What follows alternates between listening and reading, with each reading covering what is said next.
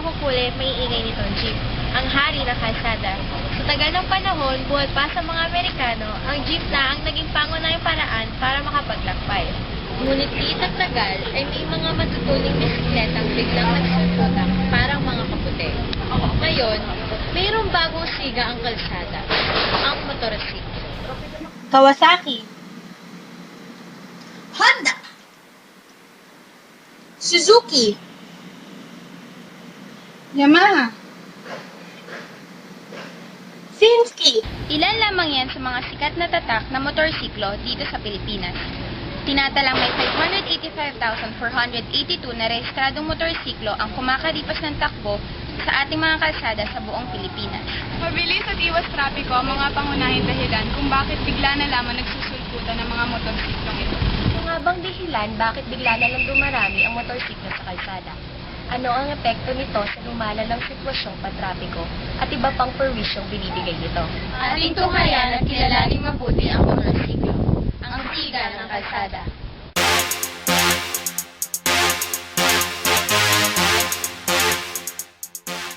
Magandang araw po sa inyong lahat. Nandito po tayo sa Pasig City kung saan makakahanap po tayo ng impormasyon at magtatanong tungkol sa mga motor.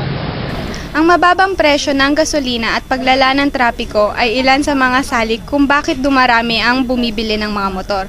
Atin naman pakinggan ang boses ng mga nagtitinda nito. Kuya, bakit po naisipan niyo magbenta ng motor? Bali kasi sa ngayon kasi alam natin na yung traffic is sobrang hectic. Tsaka yung mga schedule ng mga tao sobrang hectic na din. Kaya yung way ng pamiliki ng transportation so babagal. So by means of motorsiklo, yun lang, napapabili siya. Marami po bang bumibili dito sa inyo? Marami, so ano siya, nagre-range kami ng 40 per unit every month. Magkano po ba yung minimum price per motorcycle? Depende kasi yun sa unit, pero nag-average siya ng mga 50,000 pataas. Bakit sa panahon ngayon marami tumatangkilik? Ayun nga, siguro sa taas ng gasolina, tsaka dun sa mix nga ng transportation, mapapabilis.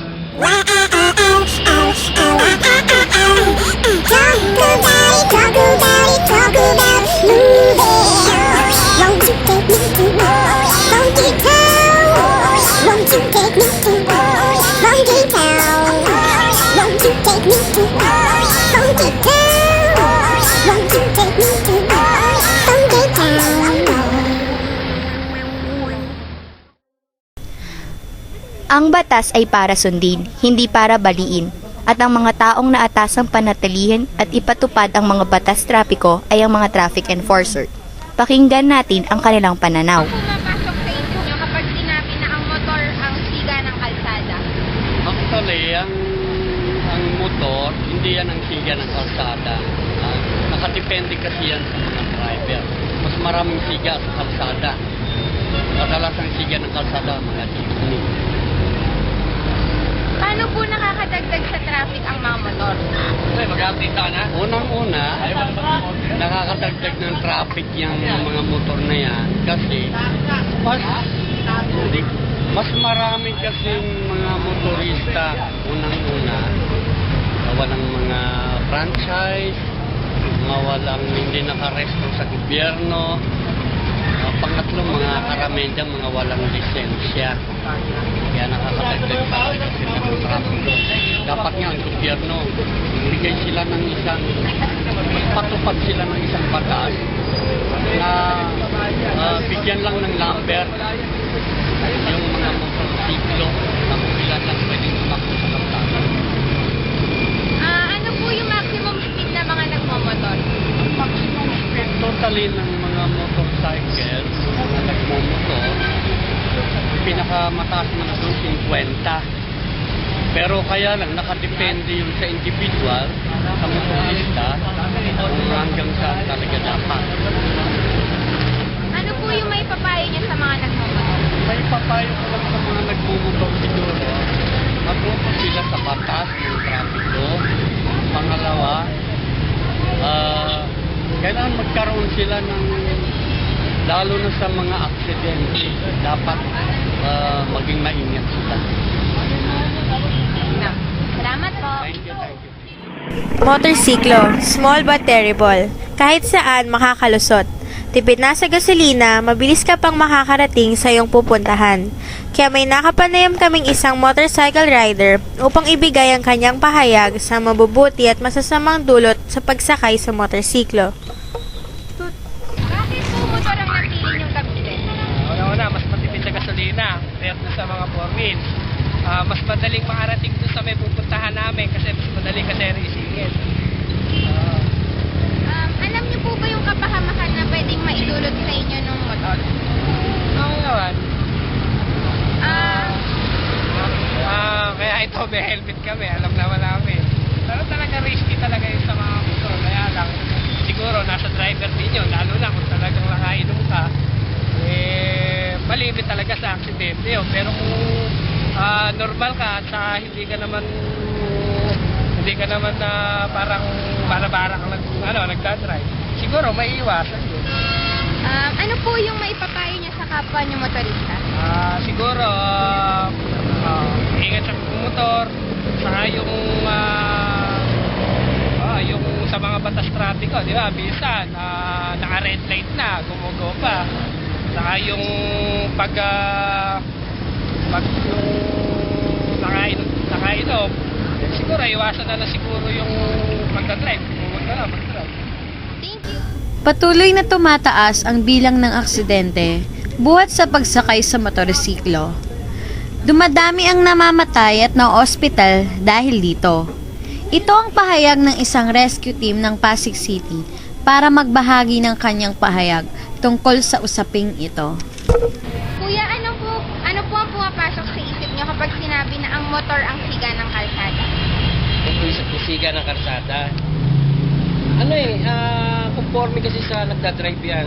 Yung nagdadrive kasi minsan talagang pasikat. Number 1 yung pasikat, tapos yung nakainom. Kaya yun yung ng karsada ngayon. Kaya nabidisgrasya, nakainom, at yung mayabang. Gaano po karami sa isang buwan yung na-aksidente dahil sa motor? Hindi ko mabilang eh. Pero marami Estimate talaga po. eh. Sa itong month na to, marami, hindi ko maano kung ilan talaga eh. Pero talagang marami. Siguro yung maximum na lang na natala. 70%. Accident. Dan mga ganun, no? Ilan na po yung mga namatay, tingin nyo? Dahil sa motor accident. Motor accident. Within a year. Mga ganun. Ay kung sa Last year. nakaraan, sa record namin, sa ganun din eh, mga 70% din na lang eh. Ng mga lahat po na Oo. nagmamotor. So ano po yung maipapayo nyo sa mga nagmamotor para maiwasan yung accident? Yun, huwag iinom. Tapos, huwag mayabang sa karsada. Huwag singit ng singit. Ano yun? Sumunod sa batas trapiko. Suot ng helmet. Yung pang-gear talaga sa katawan para hindi sila ma-disgrasya, mabangga. Safe pa rin yung katawan. Thank you po.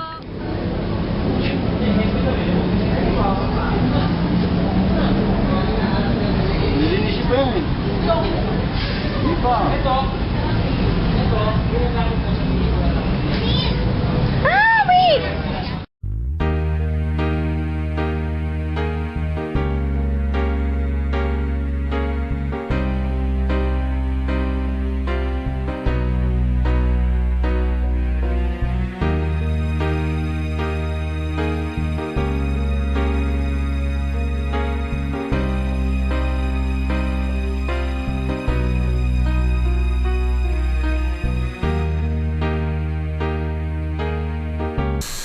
Ating tunghayan ang isa sa maraming aksidenteng nangyayari dahil sa kapabayaan ng mga motorcycle drivers. Isang lalaki ang patay ng tumilapon siya mula sa minamaneho niyang motorsiklo sa Balintawak, lungsod ng Quezon. Sugatan naman ang kanyang angkas, si Tricia Zafra, naka-alerto 24. Eksklusibo. Pasado hating gabi ng datna ng GMA News ang wasak na motorsiklong ito sa kahabaan ng EDSA sa tapat ng Balintawak Market sa Quezon City. Ilang metro mula sa motorsiklo, pinagkakaguluhan ng nakahandusay, sugatan at putlang-putlang nagmamaneho ito na kinilalang si Junjun Flores. Di kalayuan, naroon naman ang angkas na si Odener Salaak na tulad ni Flores ay sugatan din.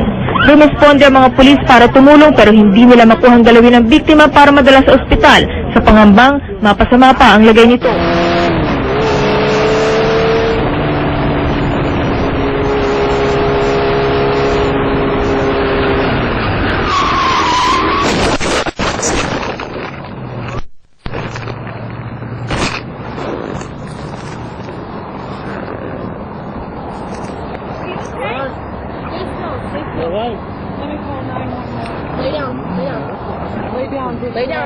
Dahil sa dumadaming bilang ng mga aksidente, ito ang ilang paalala para maiwasan ang mga ganitong pangyayari.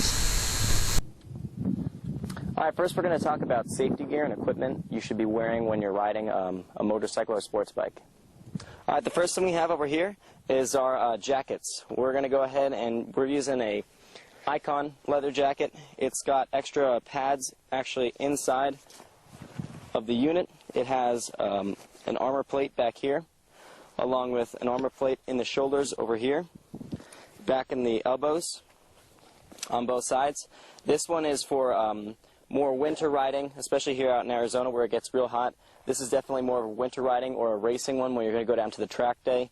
It has air vents, so it does breathe a little bit, but something more for Arizona weather during the summer, something that you still want protection with, but it's a little bit more light. It still has the armor plating in the back, in the shoulder, and in the arms, but it also has a mesh material, so it allows the air to go through it. It's not as protective as the leather materials, but it is still very protective if we were to crash. Another important thing over here is the gloves. You don't ever want to ride without these because as soon as your hands go down on the ground, if you were to crash, it's going to tear them up pretty quick. So we have some padded gloves over here with knuckle protection over here. Gloves are very important. You never want to ride without them. If you were to crash and you weren't to have gloves, it just says your skin right on the asphalt, and that's going to tear up pretty quick. So we always want to ride with some sort of hand protection. The last part over here is a must for me, is a helmet. You don't need one legally to ride in every state. Arizona, all you require is eye protection, so sunglasses or something like that. But for me, a helmet, it saves my life if I were to go down. It's a must for me. I would never ride without one on the streets. Tunay ang motorsiklo ang bagong siga ng kalsada. Pero sana, ito yung tipo na siga na hindi sakit sa ulo ang binibigay. Maging siga sana ito para pangunahan ang pag-unlad ng kabuhayan ng mga Pilipino. Maging siga sana ito para simulan ang disiplina ng mga motorista sa kalsada. At maging siga sana ito para maging solusyon sa lumalalang sitwasyon ng traffic. Sana'y maging aral sa ating lahat ng pagkakamali ng iba. Kaya ang aming paalala na, wear your helmet, stay on the outer lane, follow the traffic rules, do not overspeed, don't drink and drive, and pray for safety.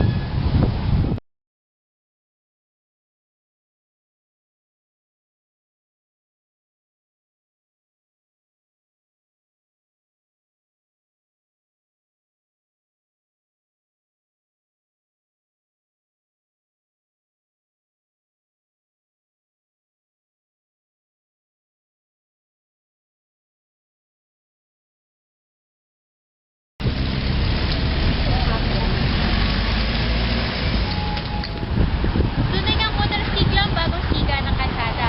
Pero sana, ito yung tipo ng... Ating tunghayan at kilalaning mabuti ang motorsiklo. Ating tunghayan at kilalaning mabuti